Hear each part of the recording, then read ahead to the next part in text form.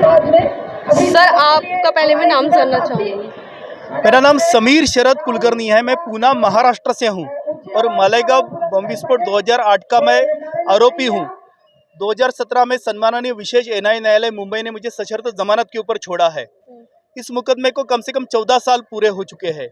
इस मुकदमे के संबंध में सम्माननीय सर्वोच्च न्यायालय और सम्माननीय उच्च न्यायालय मुंबई के खंडपीठों का बार बार आदेश पारित हुआ है कि ये मुकदमा जल्द से जल्द समाप्त करो, लेकिन 14 वर्ष से क्षुद्र राजनीति की वश या इस मुकदमे से जिनको भी लाभ होता है वो ये मुकदमा समाप्त नहीं होने देते हैं। इसलिए मैं व्यथित होकर आज मैंने माननीय राष्ट्रपति महोदय जी को ज्ञापन दिया है कि कानून के देश में सम्माननीय सर्वोच्च न्यायालय का, सम्माननीय उच्च न्यायालय का आदेश का पालन नहीं होगा तो फिर कहाँ पर होगा। हम भारतीय, जो हमारा मूलभूत संवैधानिक अधिकार है निष्पक्ष न्याय, ये भारत में हमको नहीं मिलेगा तो किस देश में हमको मिलेगा। इसलिए आज मैंने एक दिन का, मुझे दिल्ली पुलिस ने अनशन करने का परमिशन दिया था, इसलिए मैंने 13 साल से पहली बार मैं दिल्ली में आया हूँ और एक दिन का मैं आज अनशन के ऊपर बैठा हूँ, अकेला बैठा हूँ। अगर ये मांग आपकी पूरी नहीं होती तो आगे आप लोग क्या करेंगे? आप तो अकेले आए हैं। सही बात है, लेकिन मुझे ऐसा लगता है कि यह देश में जो भी हमारी व्यवस्था है वो संविधान के अंतर्गत ही काम करती है, वो कानून के दायरे के अंतर्गत ही काम करती है। इस व्यवस्था के कुछ लोग हैं जो क्षुद्र राजनीति के शिकार होते हैं या स्वकेंद्रित या स्वार्थ की वजह से अब तक कर्तव्य का निर्वहन नहीं करते हैं, लेकिन इस समूचे देश में ऐसा कतई नहीं हो सकता है कि इतनी बड़ी अनदेखी हो, क्योंकि छोटा मुकदमा नहीं है।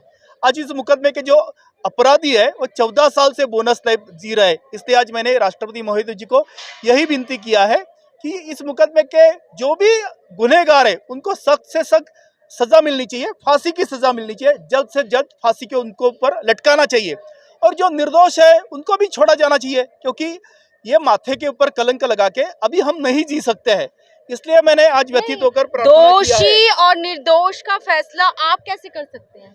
नहीं, मैं कर ही नहीं रहा हूँ। मैं न्यायालय में हर दिन सुनवाई के लिए इसीलिए जाता हूँ ताकि जो गुनहगार है उनको सजा मिल सके और जो निर्दोष है उनको छोड़ा जा सके। मेरा इस मुकदमे से पहले दिन से कोई वकील नहीं है, मुझे न्यायालय के ऊपर पूरा विश्वास है। इसी विश्वास के साथ मैं 14 साल से चक्कर काट रहा हूँ न्यायालय के। मैं पूना महाराष्ट्र का हूँ, पूना से मैं हर दिन मुंबई 350 किलोमीटर अप डाउन करता हूँ। एक सेकंड भी मैं कभी न्यायालय के अंदर देरी से नहीं गया हूँ। मेरा कोई वकील नहीं है। विश्वास है इसलिए तो हम चक्कर काट रहे हैं, विश्वास है इसलिए तो हम राष्ट्रपति महोदय जी को विनती कर रहे हैं कि भैया कानून के दायरे के अंदर इस मुकदमे के गुनहगारों को आप सजा दो और जो निर्दोष है उनको छोड़ो करके। आप सुप्रीम कोर्ट भी गए थे, वहां से क्या हुआ?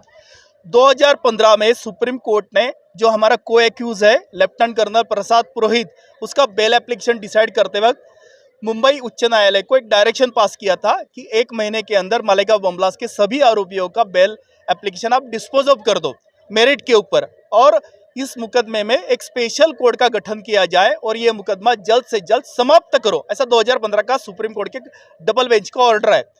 उस डबल बेंच का ऑर्डर का पालन नहीं हुआ, इसलिए मैं बॉम्बे हाई कोर्ट में बार बार गया। उन्होंने भी बहुत बार डायरेक्शन दिया है कि ये मुकदमे की सुनवाई हर दिन चले, पूरा दिन चले। स्पेशल एनआई एक्ट में भी प्रोविजन है डे टू डे का, लाखों रुपया टैक्स पेयर का इस कोर्ट के ऊपर खर्चा होता है, लेकिन ये मुकदमा जानबूझकर देरी करते हैं। जो ये मुकदमा चलाना नहीं चाहते हैं या जो गुनहगार है कि जिनको सजा हो सकती है फांसी की, वो स्वाभाविक रूप से ये मुकदमा नहीं चलाने देना चाहते। अगर आप निर्दोष है तो भैया आप सामना करो मुकदमे का, ऐसा मेरा कहना है। जल्दी जल्दी इसमें सुनवाई हो। बिल्कुल, हर दिन सुनवाई हो, पूरी सुनवाई हो, क्योंकि 29 सितंबर 2008 का ये दुर्भाग्यपूर्ण घटना है मालेगांव विस्फोट की। आरोपियों की कस्टडी ली गई, 90 दिन में चार्जशीट दाखिल किया गया। उसी 90 दिन में जो चार्जशीट दाखिल किया गया है वही गवाह को जांचना है न्यायालय को, तो 180 दिन काफी थे, 18 महीने काफी थे, आज 14 वर्ष हो गया। इस मुकदमे के बाद में जो 26/11 का मुंबई हमला का ब्लास्ट था, उस मुकदमे के आरोपियों को फांसी की सजा होगी, कसाब को फांसी के ऊपर लटका दिया। सुप्रीम कोर्ट तक यह मुकदमा समाप्त हो गया।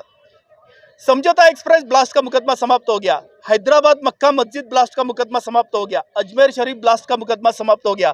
ये 2008 के सभी ब्लास्ट के केस थे, अगर वो समाप्त हो सकते तो ये मुकदमा क्यों नहीं समाप्त हो सकता है? रहा होगा जी, ये वाला मुकदमा समाप्त नहीं हुआ। ये केवल और केवल राजनीतिक रोटियां सेकने के लिए, और इस मुकदमे से जिनको भी लाभ होता है वो लोग नहीं चाहते हैं, और जिनको सजा होने का डर है वो लोग भी नहीं चाहते कि ये मुकदमा समाप्त हो, क्योंकि इस मुकदमे में अगर सजा होती है तो वो एक ही सजा है, फांसी की सजा।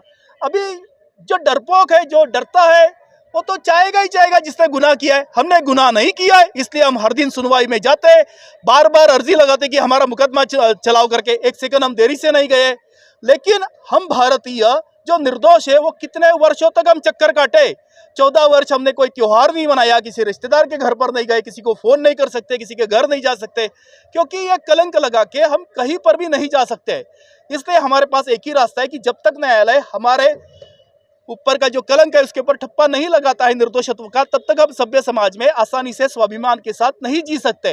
आप करते क्या है? नहीं, मैं तो पहले सामाजिक जीवन जीता था और 14 वर्ष से तो न्यायालय के चक्कर काट रहा हूँ, और बहुत ही हमारा पूरा परिवार बर्बाद हो गया।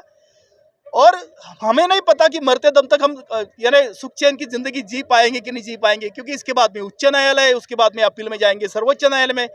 तो मैं ये चाहता हूँ कि क्यों भारतीय नागरिकों को प्रताड़ित और अपमानित किया जा रहा है। और केवल मेरा सवाल नहीं है, कभी भी इस मिट्टी के ऊपर जो आक्रमणकारी आए, अंग्रेज आए, उन्होंने भी कभी हिंदुओं के साथ, देशभक्तों के साथ आतंकवाद या दहशत शब्द का प्रयोग नहीं किया। हमारा परम पवित्र भगवा ध्वज है, उसके साथ भी भगवा आतंकवाद का शब्द का प्रयोग किया गया कांग्रेस ने। तो मैं चाहता हूं कि इस मुकदमे की सच्चाई पूरा दुनिया के सामने आए कि कोई भी हिंदू इस मुकदमे में गुनहगार नहीं था, ये कांग्रेस का षड्यंत्र था। जैसा समझौता एक्सप्रेस में पाकिस्तानियों को छोड़ दिया और हिंदुओं को लटकाया, उस मुकदमे में भी सभी हिंदू निर्दोष बाइज्जत बरी किया न्यायालय ने, वैसे ही इस मुकदमे की सुनवाई जल्द से जल्द हो, कानून के फोर कॉर्नर के अंदर हो, और जो निर्दोष है उनको बरी किया जाए, जिन्होंने गुनाह किया उनको सजा दिया जाए। ऐसा ही मैंने आज माननीय राष्ट्रपति महोदय जी को विनती किया है।